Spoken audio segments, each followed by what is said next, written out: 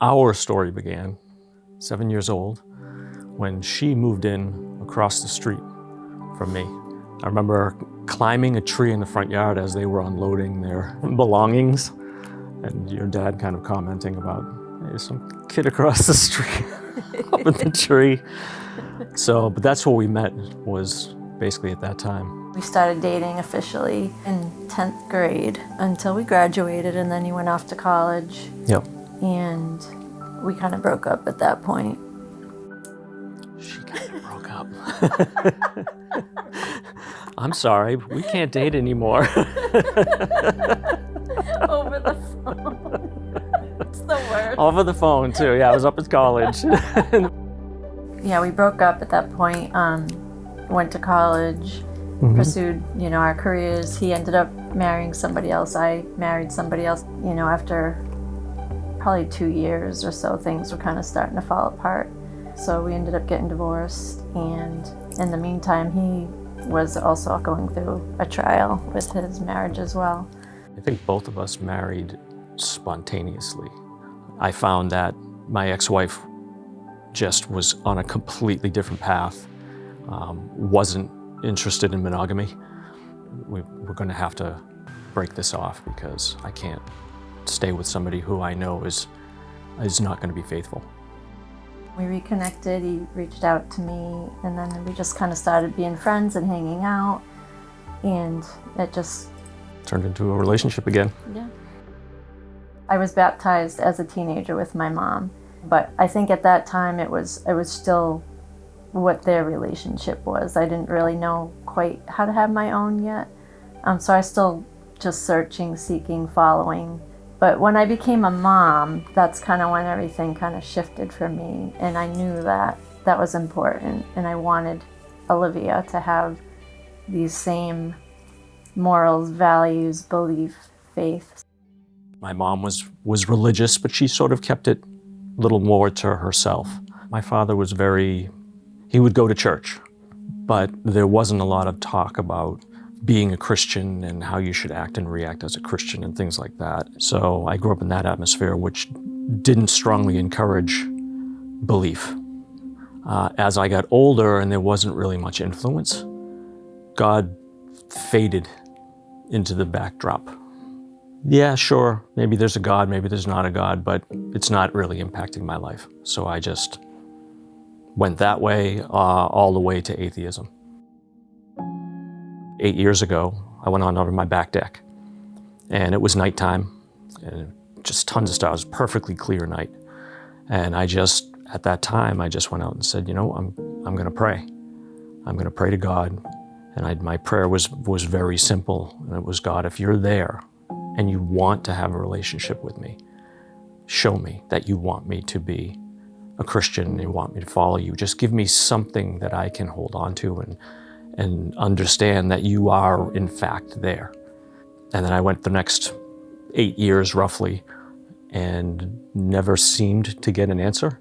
So I went quite a few years of that belief just diminishing, down to the point where I said, you're all on your own. There's people around you can lean on, but there's nothing beyond that. So when this life ends, you just go into oblivion. You're gone. That's it. And you might be remembered for the next 2 generations, and then you're really gone. Yeah, I just remember sitting on the back deck with him, and he's like, I don't know if I can come to church with you anymore. And I'm like, what do you mean? And he's like, I'm not sure if I believe what you believe. And my heart just broke. It was just kind of devastating for me, because at that point, God was first in my life, and I wanted us to go in that direction as husband and wife. And it was hard because I felt like I was alone again.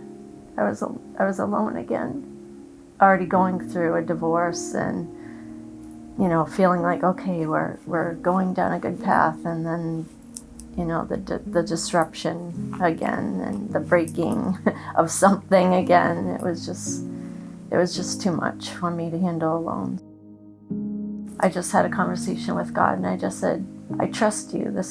I surrender to you. I surrender this whole situation to you. I'm going to continue to pray for him and love him where he is. I prayed every day. I had my little prayer warriors. I was leading a small group at that time, and they were coming alongside of me. And I learned at that time what spiritual warfare was. And I said no, and I would just take those words captive and cast them out, and I would just replace it with the word of the Lord and just be like, this is what my God says.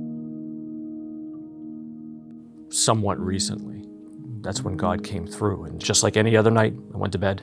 I woke up about 4 o'clock in the morning to what felt like somebody was putting me into warm water. Then I heard a voice saying, this is what you asked for. Because all I asked for was show me something, anything, just to show me that you're there. And that's what I got. And because I don't retain stuff well, I typed something up to say, this is exactly what happened, so I wouldn't forget anything. I'm like, I want to remember this for the rest of my life in a way that I can pass something like this to my grandkids, to say, this is what happened. This is how I know that God exists, because God actually showed up and did it. He took his time for whatever reason. Maybe I needed to go through being an atheist for a while, just to see how empty it was.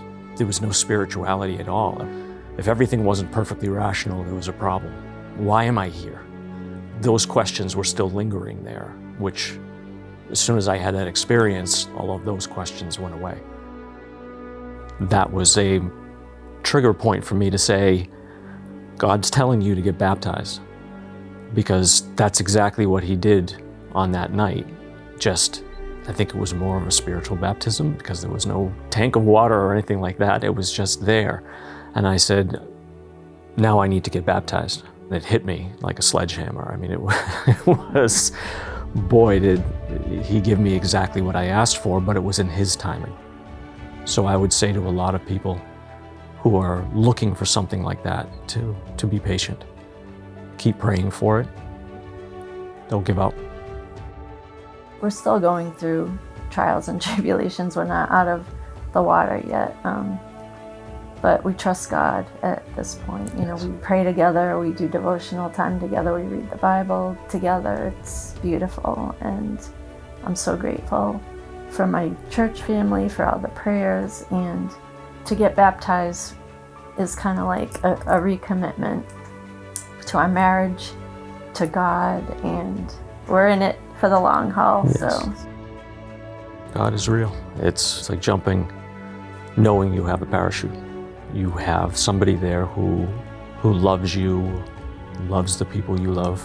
It gives me so much more hope, and it's the way I describe it is like deep hope, to say, I'm going to pass away, but that's not nearly the end.